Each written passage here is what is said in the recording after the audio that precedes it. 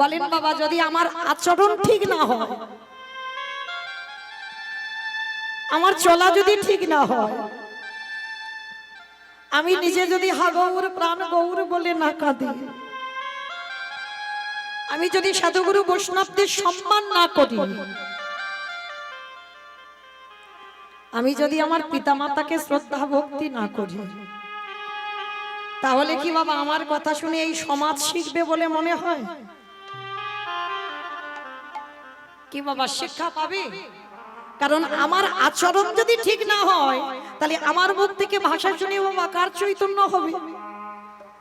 তাই তোমার ভগবান নিজে আচরণ করে দেখাচ্ছে।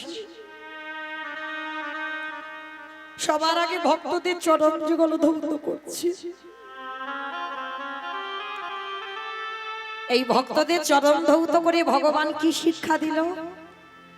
আপনাদের আমাদের চৈতন্য দান করেছে মা। ওরে কলিরিজি, তোদের বাড়িতে যদি গুরুজন আসে, তোদের বাড়িতে যদি ভক্ত আসে, সাধুগুরু বৈষ্ণব আসে, সবার আগে চেষ্টা করবি নিজের হাতে তাদের চরণ যুগল ধৌত করে দিতে।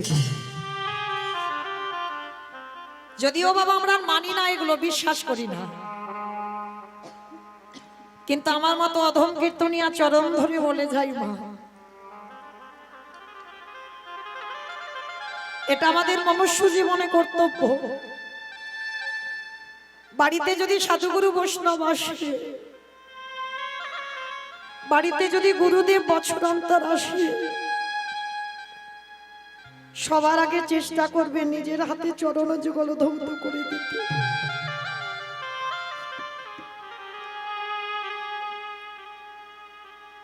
এগুলো আগেকার দিনে ছিল মা, মা ঠাকুমারা করতো, আমরা দেখতাম।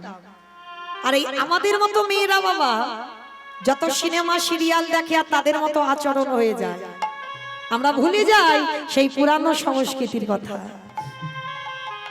কিন্তু মা যদি কোনোদিন আসে, বছর অন্তর গুরুদেব সাধুগুরু বৈষ্ণব যদি পান, সবার আগে বাড়িতে বসতে দেওয়ার আগে, বাড়িতে প্রবেশ করলে সবার আগে চেষ্টা করবে নিজের হাতে চরণ যুগল ধৌত করে দিতে।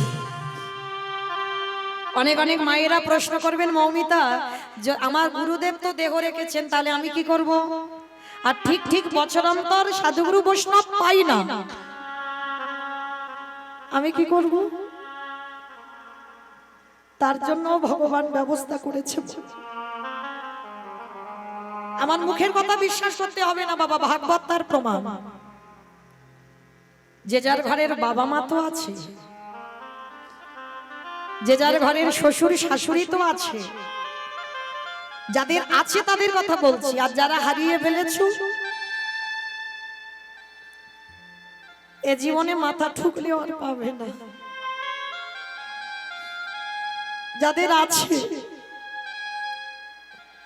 একটু যত্ন করে ধরে রেখো।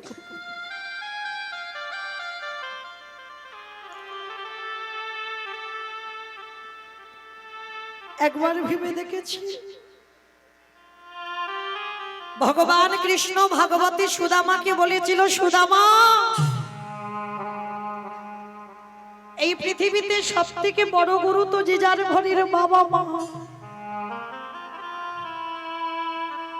তারপরে গুরু হলো শিক্ষা গুরু, দীক্ষা গুরু, তারপরে গুরু হলাম আমি ভগবান। কই একবারও তো ভগবান বলেনি বাবা সবার আগে আমি বড় গুরু। সবার আগে বাবা মার জায়গাটা দিয়েছে। চরণ ধরে বলে যাই মা, তীর্থে যেতে হবে না, যেতে হবে না নবদ্বীপ, যেতে হবে না বৃন্দাবন, যেতে হবে না হরিদ্বার, দক্ষিণ ভারত, পশ্চিম ভারত, কুম্ভ মেলায়, কোথাও তোমাদের যেতে হবে না। যদি বছর অন্তর একবার করে জীবিত ভগবান পূজা,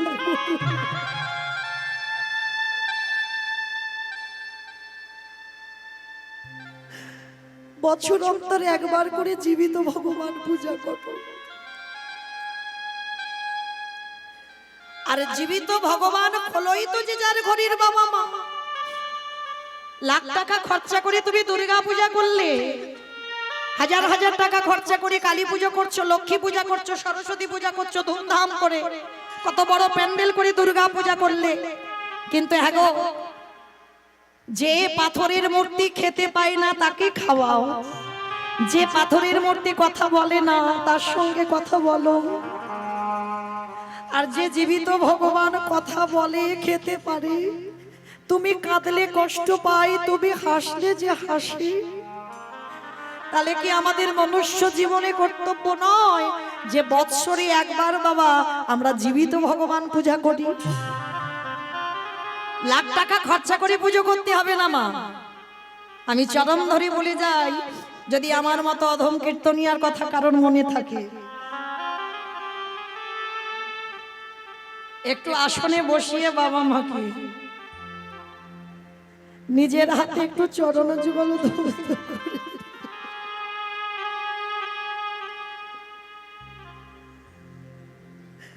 একটু গলায় মালা দিই, বৎসরে একবার যত্ন করে বাবা মাকে একটু খাইয়ে দিও। ভগবান বললেন কোন ভক্তের চরিত্র যদি এমন হয় তাকে আর কোনো তীর্থে যেতে হয় না, তাকে বৃন্দাবন নবদ্বীপ হরিদ্বার কোথাও যেতে হবে না। আমি ভগবান সারা জীবন সেই ভক্তের দুয়ারে বন্দী হয়ে যাই। বুঝি ভাবিতে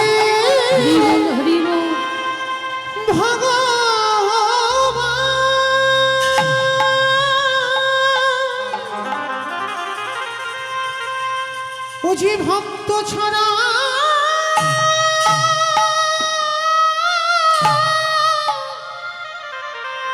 কিছু জানি না,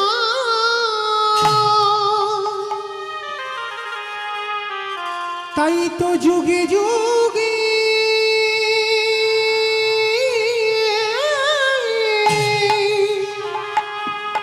ও যে ভক্তের কাছে ছুটে আসে। আমি যে ভক্ত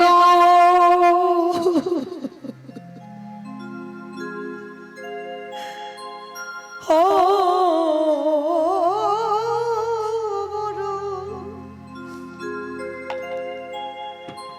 বড় ভালো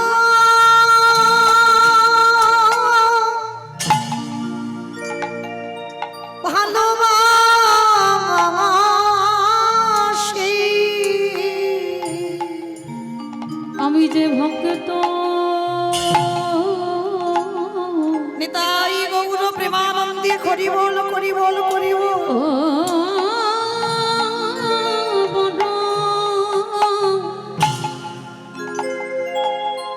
ভক্ত বড় ভালো ও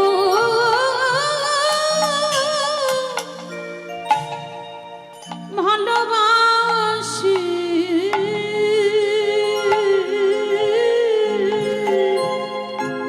শুধু এ যুগে না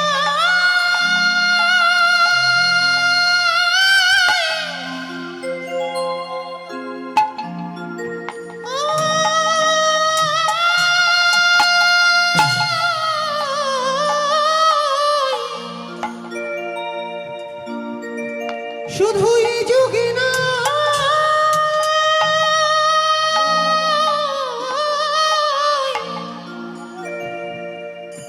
প্রতি যুগে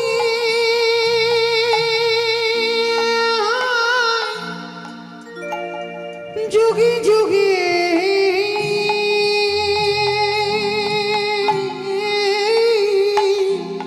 আমি যে ভক্ত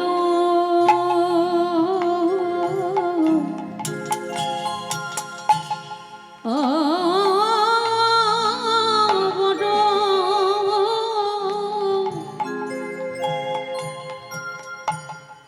ভক্ত বড় ভালো ও ভালোবাসি। আস্তে অমাইরা বলে গেলাম গো, চেষ্টা করো বৎসরে একবার বাবা মাকে সেবা করতে।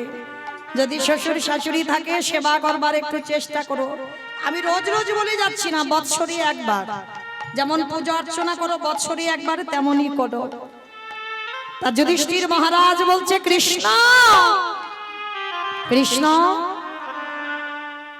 শুধু ভগবান আজকের পা ধোয়াচ্ছে নয়, আরো একটা কাজ করেছিল। কি কাজ জানো? ওই যত যত ভক্ত এসে প্রসাদ পেয়েছিল, আমারে কৃষ্ণ দয়াময়, ওই প্রসাদের এঁটো থালা, ওই প্রসাদের এঁটো থালাগুলো কুড়ায় নিয়ে ভগবান নর্দমায় ফেলেছিল। হরি বল। যেই না বলছে নর্দমায় ফেলেছিল, আর আড়াল থেকে আমার যুধিষ্ঠির মহারাজ দেখে বলেছিল, কৃষ্ণ এইটা কি করছো?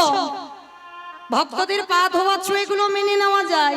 ভক্তদের এঁঠো পরিষ্কার করছে, এগুলো মেনে নেওয়া যায়। কিন্তু হে কৃষ্ণ দয়াময়, ভক্তদের এঁঠোগুলো তুমি অঙ্গে লেপন করলে কেন? ভগবান মৃদু হেসে বললেন, দাদা গো, এ যে হলো আমার কর্ম। সে কি কৃষ্ণ, তুমি আমার কর্ম খারাপ করো? বলে করি না, সবার বিচার আমি ভগবান করি। কিন্তু বলো বলো, ভগবানের বিচার কে করিবে? আমি সবার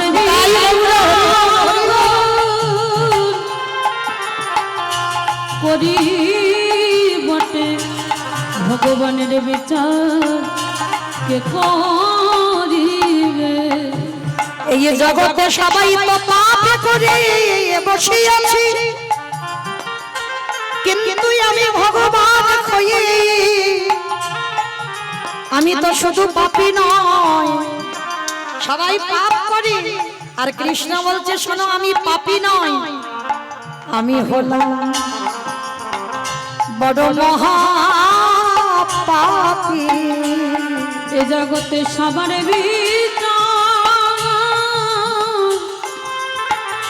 আমি করি বটে, আমি হলাম মহাপাপী।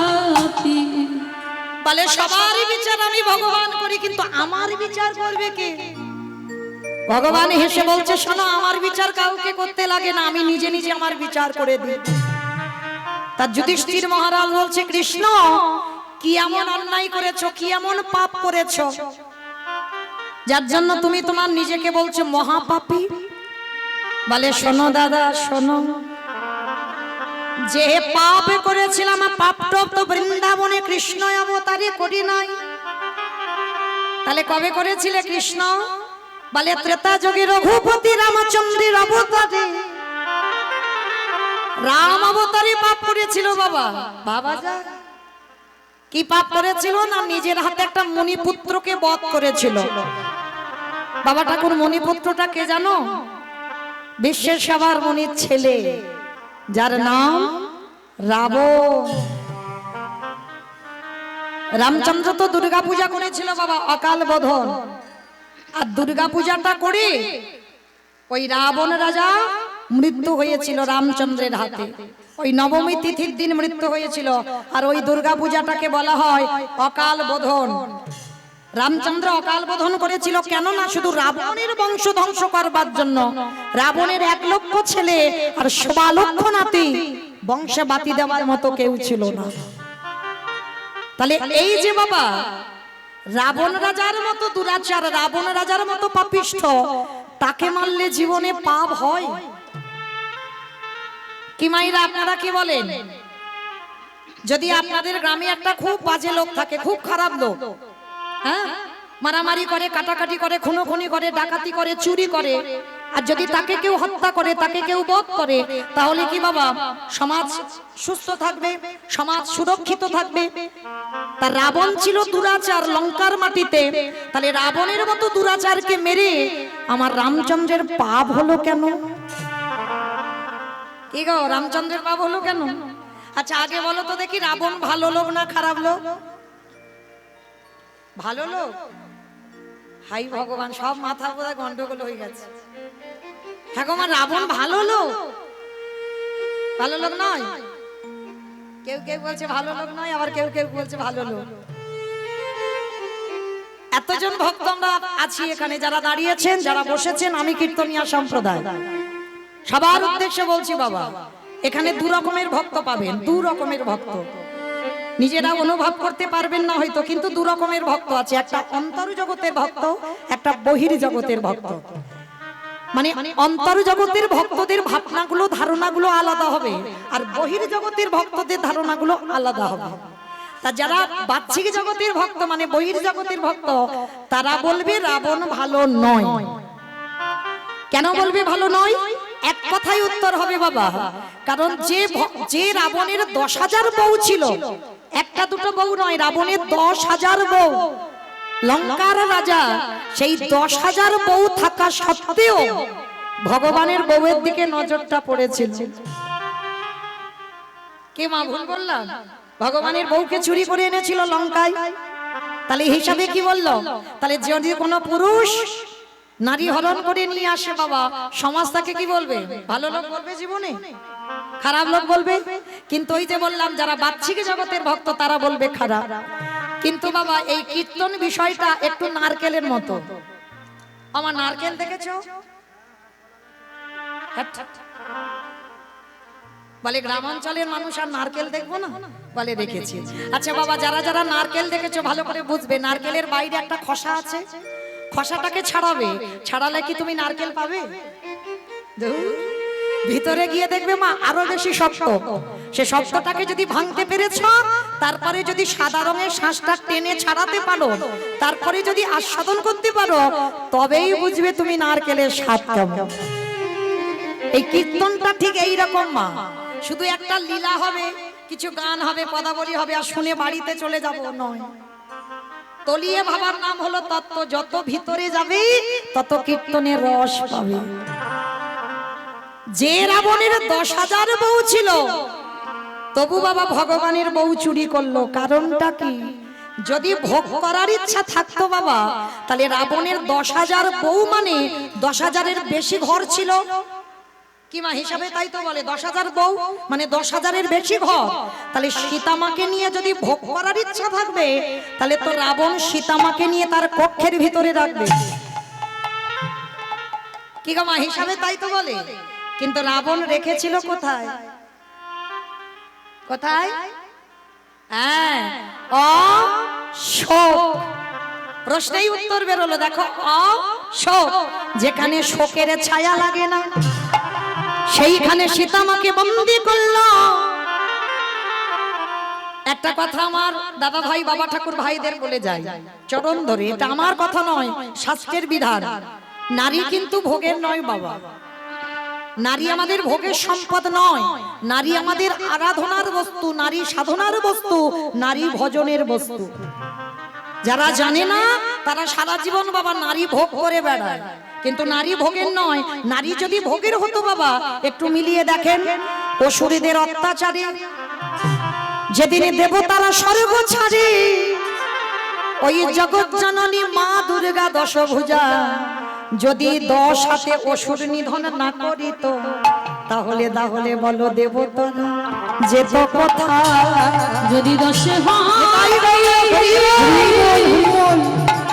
অসুর নিধন না করিত, দেবতারা যেত কোথায়। নারী শক্তি বাবা। যারা মহালয় দেখেছেন, ওই দুর্গাপূজার সময় যে মহালয় হয়, দেবতাদের তেজ দিয়ে বাবা কোনো পুরুষ সৃষ্টি নয়, নারী সৃষ্টি করেছিল। কেন? নারী পারে ধ্বংস করতে। নারী যদি মনে করে বাবা একটা পুরুষকে ভগবানের চরণে পাঠাবে, আর একটা নারী যদি মনে করে তোমাকে একেবারে নরকের পথ দেখাবে,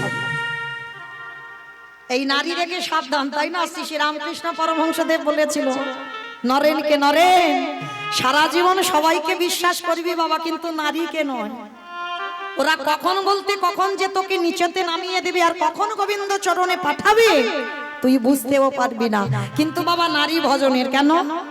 শাস্ত্রের দিকে তাকিয়ে দেখেন, চণ্ডী ঠাকুরের রামের চরণ ভজন করে পেয়ে গেল গোবিন্দ চরণ, বিল্ল মঙ্গল চিন্তামণির চরণ সেবা করে। একজন পতিতা বারবনিতা পতিতা নারীর চরণ সেবা করে গোবিন্দ চরণ। জয়দেব গোস্বামী মা পদ্মাবতীর চরণ সেবা করে গোবিন্দ চরণ, শ্রী শ্রী রামকৃষ্ণ পরমহংসদেব মা শারদার চরণ সেবা করত, আবার বিবেকানন্দ ভগ্নী নিবেদিতার চরণ সেবা করল। কি গো, এরা তো পুরুষ ছিল, তাহলে এদের মতো মহাপুরুষরা তারা কিন্তু নারী চরণ সাধনা করেছে। কিন্তু বাবা একটা বিষয় জানতে হবে, ভোগ বিষয় আলাদা, হ্যাঁ ভোগ বিষয় আলাদা আর ভজনের বিষয়টা আলাদা। এই দিকটা খেয়াল রাখতে হবে। যদি কোনো পুরুষ মনে করে নারী ভোগে, ও সারা জীবন বাবা ভোগ করে যাবে। আর কোনো পুরুষ যদি মনে করে নারী সাধনা, সারা জীবন তার চরণ সাধনা করে কাটিয়ে দেবে। নিতাই গৌর প্রেমানন্দে হরি বল। তার রাবণ রাজা ঠিক চরিত্রটা বাবা ঠিক এই রকম ছিল। ভগবানের বউকে ধরে এনেছিল কেন? যাতে অসুবিধে না হয় বাবা ভগবানের কাছে যেতে। কি গো, দেখবেন বাবা যারা যাদের বাড়িতে গরু বাছুর আছে, যারা একটু গরু বাছুর নিয়ে চলাফেরা করো, আমি তো গোয়ালার মেয়ে, আর এই গয়লাদের একটা জাত ব্যবসা আছে, বলো তো কি ব্যবসা? কেমন বললো দেখেছো? বলে দুধে জল দেওয়া। মানে আমাকে হিংসে করে বললো, না আমার বাবা দেয় না। সত্যি বলছি দেয় না, কারণ আমার বাবার ছানার ব্যবসা। যদি দুধের ব্যবসা হতো তাহলে বাবা জল দিলে লাভ হতো, কিন্তু যতই জল দাও না কেন বাবা হিসাবটা তো ছানার হবে। হ্যাঁ, তা এই গোয়ালা যারা আছেন তারা ভালো করে জানবেন বাবা, যদি গরু বাছুর মাঠে দেন, 1012 যদি গরুটা এত ঘাস খেতে ব্যস্ত বাবা, গরুটাকে টানতে টানতে ঘরে আনতে পারছেন না, দরকার নেই বাবা গরুটা ছেড়ে দেন। আর গরুটাকে ছেড়ে দিয়ে তার বাছুরটাকে একবার কোলে করে তুলে নেন। আর যদি একবার বাছুরটাকে আদর করে কোলে নিতে পারেন, সে যত ঘাস খাক না কেন বাছুরটাকে কোলে নিয়ে আপনি চলে আসবেন, ও গরুটাকে আর টানতে হবে না, ও গরু আপনি থেকে পিছনে পিছনে চলে আসবে। নিতাই গৌর প্রেমানন্দে হরি বল। বাবা তত্ত্বটা কি বোঝালো? এই জগৎ সংসার মাঝে যদি এই জন্মে কেউ ভক্ত চরণে আশ্রয় করে, ভগবানের চরণ নয়, আগে ভক্তের চরণ ধরো, আর যদি ভক্ত চরণ আশ্রয় করতে পারো, তোমার অচিরে কৃষ্ণ প্রাপ্তি হবে। ওই ভক্তের আশ্রয় করলে অচিরে কৃষ্ণ প্রাপ্তি হবে। আস্তে সেই রাবণ রাজার মতো ভক্ত বাবা। আর আপনারা জানবেন এই রাবণ রাজার একটা কথা আমরা মাঝে মাঝে বলে ফেলি। কি কথা বলেন তো? তুই হলি আমার ঘর শত্রু বিভীষণ। কি মাইরা বলেন না? আপনাদের এদিকে বলা বলি হয় কিনা জানা নেই, আমার ওদিকে হয়। বলে আমার বাড়ি খাবি, আমার বাড়িতে থাকবি, আর আমার ঘরের গল্পগুলো লোকের কাছে বলে বলে বেড়াবি। আমার তোমাদের এখানে কি বলবো, আমার এই দলের মধ্যেই রয়েছে, এ আমারে খায়, আমারই সম্পত্তিতে ভোগ করে, কিন্তু আমার নামে লোকের কাছে বলে বলে বেড়ায়, মানে ঘর শত্রু বিভীষণ। হ্যাঁ, এ কথাটা আপনাদের কথা নয়, আমার কথা নয়, এ কথাটা আমাদের কথা নয়। তাহলে কথাটা কার? না রাবণ রাজা তার ভাই বিভীষণকে বলেছিল। কবে বলেছিল জানো? যেদিন বাবা লঙ্কাতে ঘোষণা করেছিল যারা যারা রাম নাম করবে তাদের মৃত্যুদণ্ড দেওয়া হবে। আর এই কথাটা শুনে বাবা ভয়ে ভয়ে কাঁপতো ওই লঙ্কার মানুষরা, মানে যদি কেউ ভুল করে রাম নাম বলে তাকে মৃত্যুদণ্ড দিতে হবে।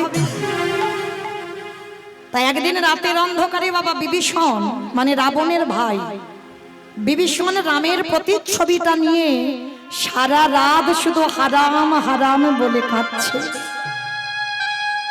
দেওয়ালেরও কান আছে, কথায় বলে না।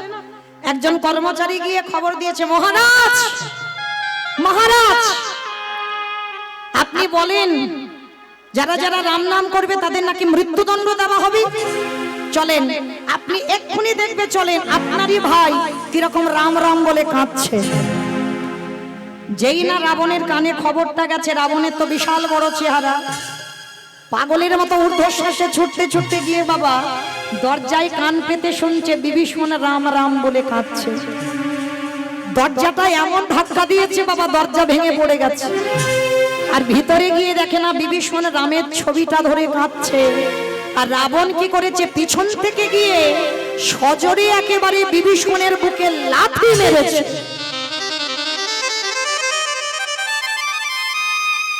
সজোরে লাথি দিয়েছে।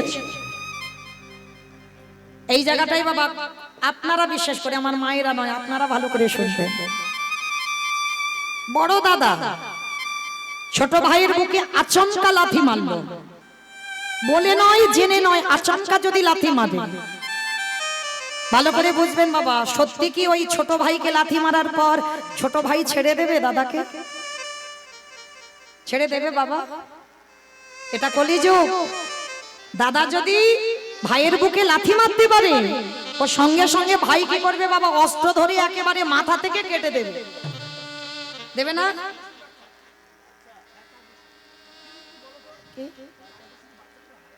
4 বছর, 4 বছরের বাচ্চা। বেশ, যা রাধে কোথায় আছে? কমিটির ওখানে আছে না, পাওয়া যাচ্ছে না, হারিয়ে গেছে। যা রাধে, একটা 4 বছরের বাচ্চা হারিয়ে গেছে। যদি আমার কথা কারোর কানে যায়, একটা ছোট্ট বাচ্চা হারিয়ে গেছে, যদি কারোর কাছে থেকে থাকে তো আপনারা আমার কমিটি দাদা ভাইদের কাছে এসে একটু দিয়ে যান। একটা 4 বছরের বাচ্চা হারিয়ে গেছে, যদি কেউ পেয়ে থাকেন কৃপা করে আমাদের হরিবাসরে এসে একটু দিয়ে যাবেন।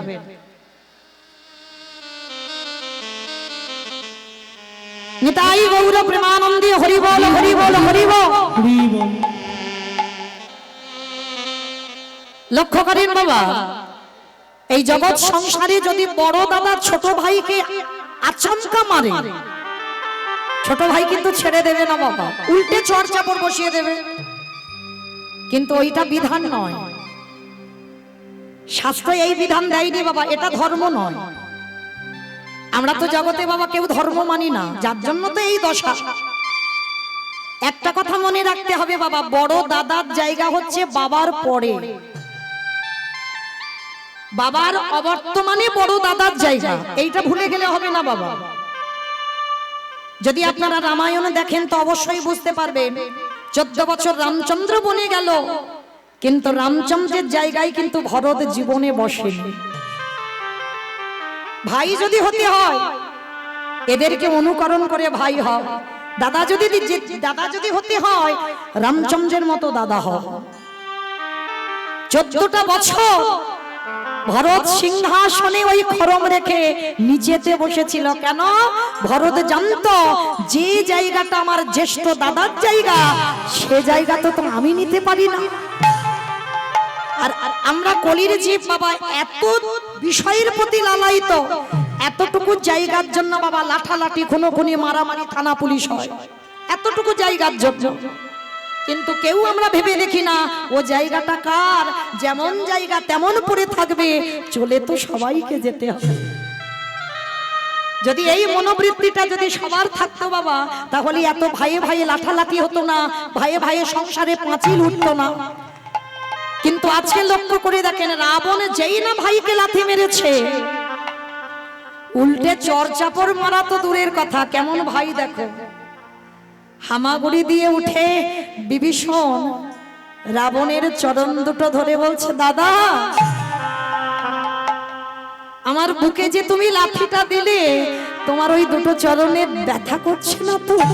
দাদা গো, নিতাই গৌর প্রেমানন্দে হরি বল, হরি বল, হরি বল।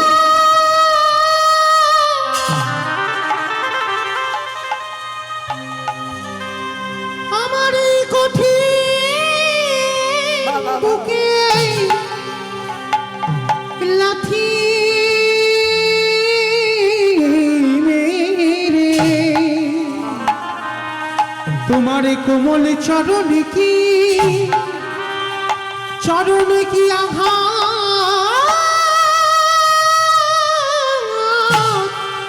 লাগে।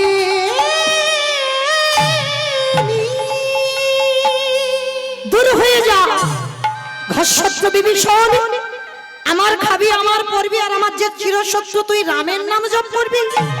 বেরিয়ে যাই, রাত্রিবেলায় বাড়ি থেকে বেরিয়ে যাই।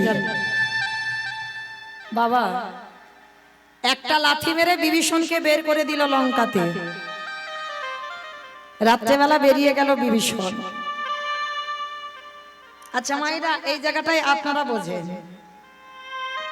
মাঝে মাঝে আমরা বাবা মায়েরা ছেলে মেয়েদের উপর খুব রেগে যাই। মাঝে মাঝে বাবা মারা এত রেগে যায় ছেলেকে মেয়েকে মারধরও করে, কত বকাবকি করে।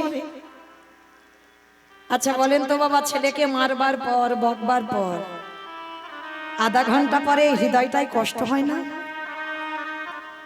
সত্যি করে বলবেন, কষ্ট হয় না? হয়তো রাগের মাথায় মেরেছো, রাগের মাথায় অনেক কটু কথা বলেছো, কিন্তু বলবার পর আধা ঘন্টা পরে কষ্ট হয়। ছেলেটাকে বকলাম মারলাম, দুপুরবেলা খেতে আসছে না, মনটার ভিতরে কেমন হয়? তাহলে আপনাদের যদি কেমন হয়, আমার যদি হয়, রাবণের হয়নি? আচমকা একটা ভাইয়ের বুকে লাথি মেরেছে, হয়নি কষ্ট? সারা রাত রাবণ ঘুমাতে পারিনি বাবা, সারা রাত ঘুমাতে পারিনি। ভোর না হতে হতে রাবণ ছুটতে ছুটতে যাচ্ছে বাবা রামচন্দ্রের কাছে। কেন? রাবণ তো ভালো করে জানে যে আমার ভাই লাথি খেয়ে কত দূর যাবে। রাবণের ভক্তিটার দিকে একবার তাকিয়ে দেখেন, রাবণ জানে ও আমার লাথিটা খেয়ে কত দূর যাবে। ভোরবেলা গিয়ে ডাক দিয়েছে, রাম ভাই রে বেরিয়ে আয়, আমি তোর দাদা এসেছি, একবার দেখে যা। মানে রাত্রিবেলা মেরেছে, সকালবেলা দাদা এসে ডাকছে। লক্ষণ বেরিয়ে এসে বলছে, তোমার লজ্জা করে না?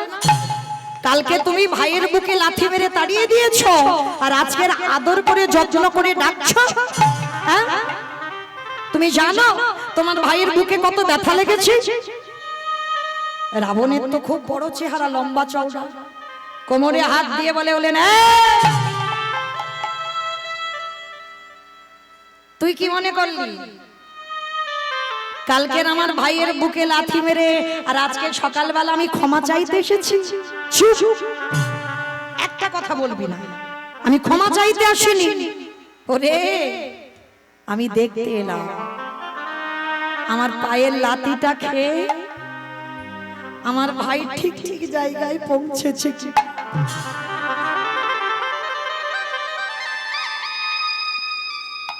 কত অনুরাগের কথা, আমার লাথিটা খেয়ে ওর ঠিক জায়গায় এলো কিনা আমায় দেখতে হবে না? ওই জন্য তো আমি দেখতে এলাম। রাম, সবাই বলে আমি আমার ভাইকে লাথি মেরে তাড়িয়ে দিয়েছি, কিন্তু আসল তত্ত্বটা কেউ বুঝল না। ও লাথিটা তো লাথি নয়, ওই লাথিটা হলো বৈরাগ্যের লাথি। আমি যদি আমার ভাইকে রাতের অন্ধকারে লাথিটা না দিতাম, আমার ভাই কি এত তাড়াতাড়ি তোর চরণে আসতে পারে না?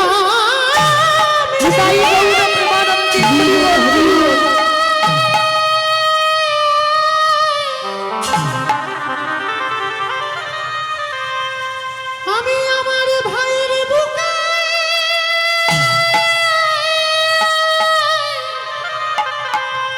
যদি না লাথি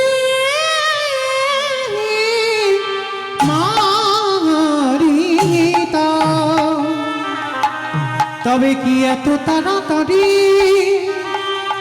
আমার ভাই তোর চরণে আসিতে পারি? তো এটা বাস্তব বাবা। সুখের রাত প্রাসাদে বসে থাকলে তুমি কৃষ্ণ ভজন করতে পারবে না। তোমার জীবনে যদি সুখ থেকে যায়, তুমি কৃষ্ণ ভগবানকে ভালোবাসতে পারবে না। এ জগতে ভগবান বলছে, যে করে আমার আশ তারে করি সর্বনাশ। সর্বনাশ নয়, ভগবান জীবনে ভক্তের সর্বনাশ করতে পারে? যে করে আমার আজ তারে করি সর্বনাশ। সর্বনাশ মানান আলাদা হবে, সব নাশ মানান আলাদা হয়। ভগবান সব নাশ করে দেয়। কি নাশের কথা বললো? আত্মীয় পরিজন বন্ধু বান্ধব যারে তুমি বেশি ভালোবাসবে, জীবনে প্রথমবারে তোমার জীবন থেকে আগে তাকে কেড়ে নেবে। কেড়ে নেবার পরেও যদি তুমি তার চরণ বাঁচো,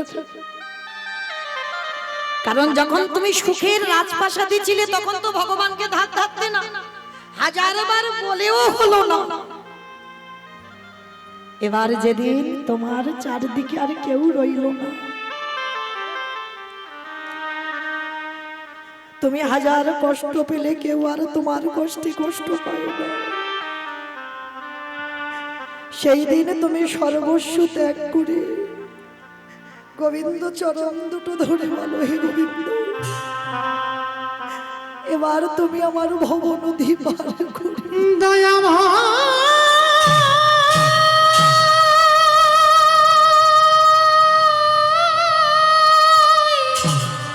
তাই গৌর কৃপা করে করুণা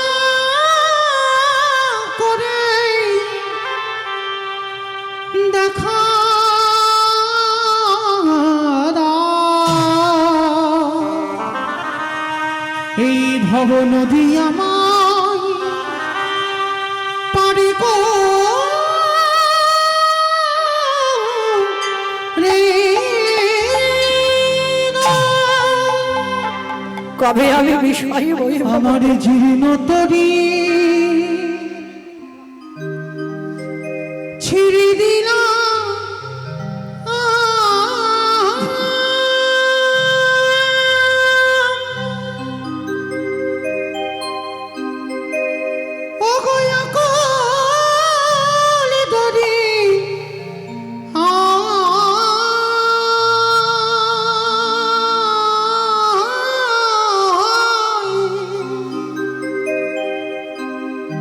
আমার দয়াল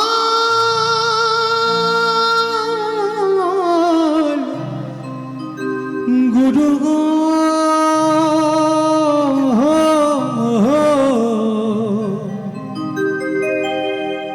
একবারে পৌঁছাইয়া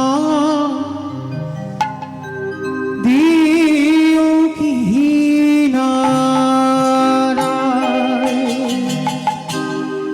আমার জীর্ণ তরি ছেড়ে দিলাম,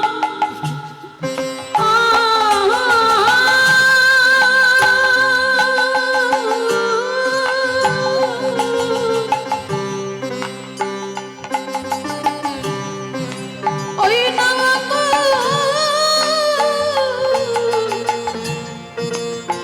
দরিয়া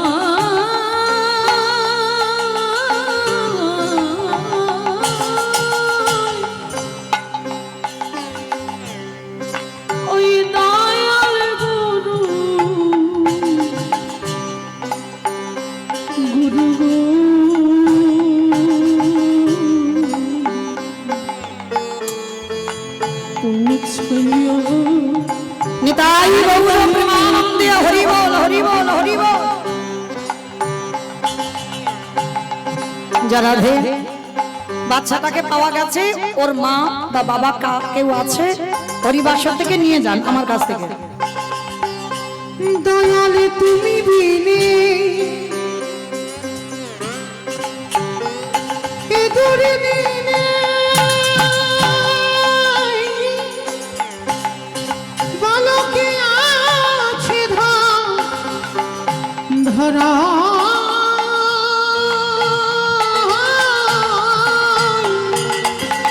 দয়ালে তুমি বিনে এ দূরে দিনে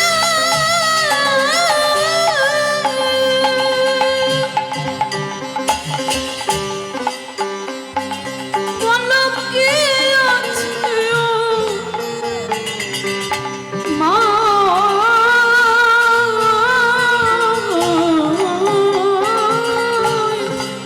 আমার দয়া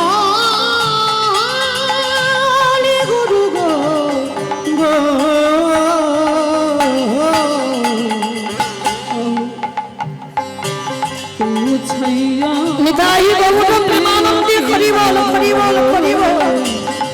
ও ছাইয়া দিও কিনারা আমারে দাঁড়ি মাসে সবই গেল,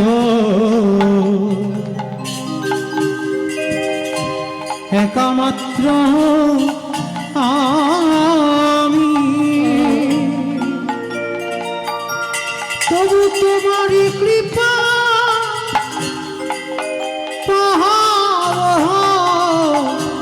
গড়ে দয়া আশাই বসে আছি। দাড়ি মাছি সবই গেল, একমাত্র বাকি। তবু তোমার কৃপা পাবো বলতে দয়া, আশায় বসে আছি দয়া, আশায় বসে আছি। দয়ালি তুমি হইও আমার পারের মাঝে।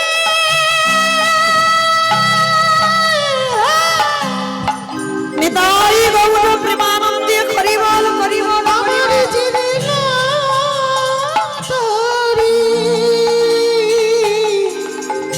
দিও আমি। দয়াল তুমি হইও পারের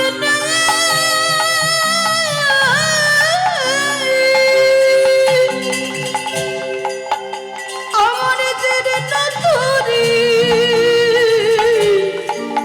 নিও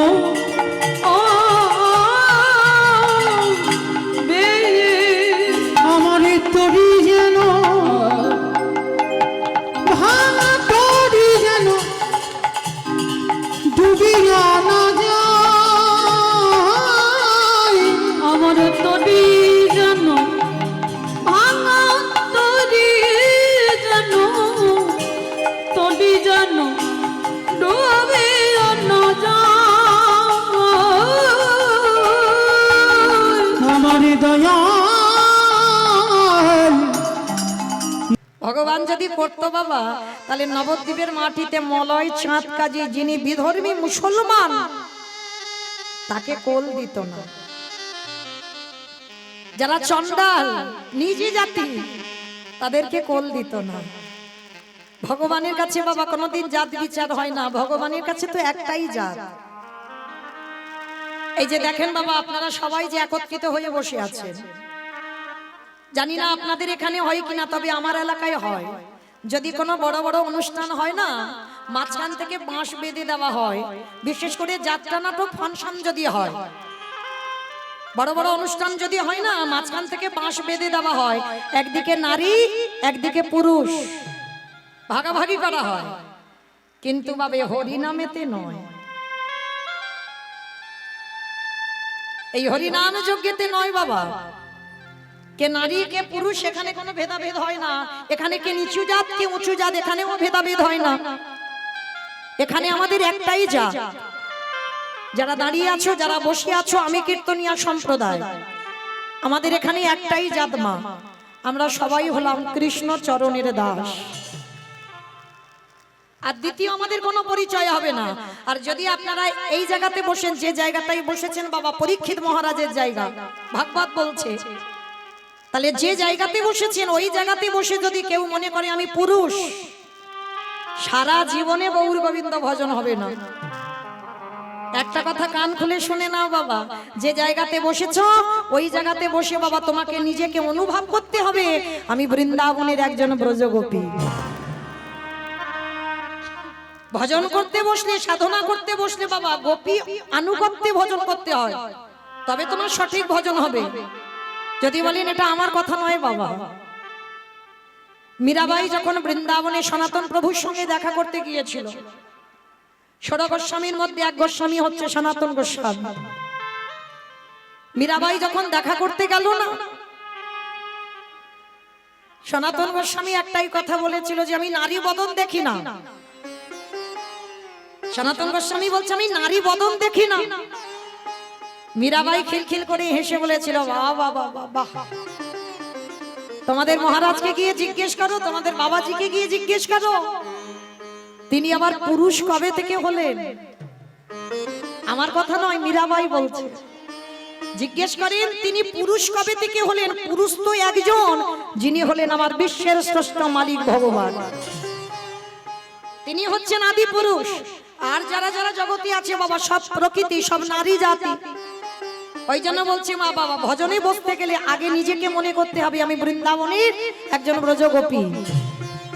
তাহলে এখানে আমাদের কোনো জাত নয়, নারী পুরুষের ভেদাভেদ নয়, সবাই প্রকৃতি।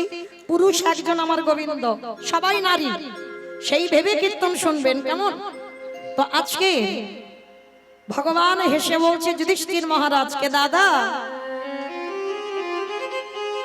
আমার কাছে জাত নয়, আমার কাছে উঁচু নিচু নয়, আমার কাছে একটাই জাত, সবাই কৃষ্ণ দাস। আচ্ছা বাবা এই জায়গাটা একটু অনুভব করবেন। ভগবান যিনি বিশ্বের শ্রেষ্ঠ মালিক ভগবান, যার ইচ্ছাতে মরা গাছে ফুল ফোটে, যার ইচ্ছাতে শুকনো গাঙে উজান বয়, যিনি মনে করলে পৃথিবীটাকে একটা সেকেন্ডে লয় প্রলয় করে দিতে পারে, সেই ভগবান আজকের বাবা পা ধোয়ার দায়িত্বটা নিচ্ছে কেন? ভগবান তিনি তো বিশ্বের মালিক, তিনি পা ধোয়াবে কেন? আস্তে আস্তে আস্তে কথা নয় গো, কথা নয়, এত কথা হচ্ছে কেন? সেই ভগবান আজকের পা ধোয়ার দায়িত্বটা একটাই কারণে নিয়েছে বাবা, নিজে আচরি ধর্ম জীবেরই শিখায়, নিজে না করলে ধর্ম জীবকে শিখানো না যায়। এই কথাটার মানে বুঝছেন মা? নিজে আচরি ধর্ম জীবেরই শিখায়, নিজে না করলে ধর্ম জীবকে শেখানো না যায়।